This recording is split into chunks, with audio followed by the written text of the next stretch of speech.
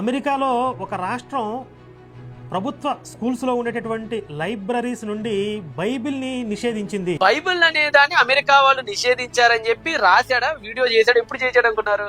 June 6వ తారీఖు చేశాడు. నిజంగా అంత విచిత్రం అంటే జూన్ 6నేమో మనోడు బైబిల్ వ్యాన్ అయిందని సంకలు గుద్దాడు.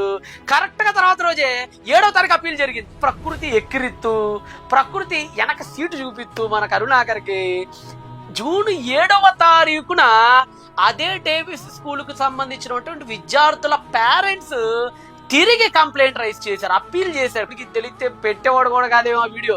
నిజంగా కరుణాకర్ని మామూలుగా ప్రకృతి దెబ్బే లేదన్నాయి నీకు మాత్రం. మామూలు ఈ విమానం మోత మోగించింది నీకు. నువ్వు 6 పెట్టావు, అదేంటి 7వ తారీఖు అప్పీల్ అయిపోయింది. ఆ రివ్యూ కమిటీ మొత్తానికి తేల్చి చెప్పి జూన్ నెల 20వ తారీఖు 2023లో మరలా తిరిగి బైబిల్ని ఎక్కడ నుంచైతే తీశారో అక్కడే తీసుకెళ్లి పెట్టారు.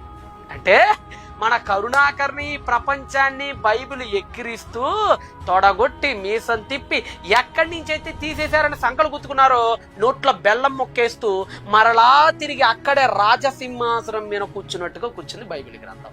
ఇదండి జరిగింది. అంటే ఎర్లీ జూన్ లో బైబిల్ తీసేసింది మాత్రం చెప్పారు, కానీ 2 వారాల్లోనే తిరిగి మళ్ళీ అదే డేవిస్ స్కూల్లో తీసుకెళ్లి మళ్ళీ బైబిల్ పెట్టారు. మరి ఇది చెప్పలేదే, ఇది చెప్పరు. ఎందుకంటే హాఫ్ గాలంగా మనం 50-50 గాలం అనమాట. ఈ 50-50 గాలందరూ మరి 50-50 న్యూసే చెప్తారు, 100% న్యూస్ చెప్పరు కదా. అదనమాట సంగతి.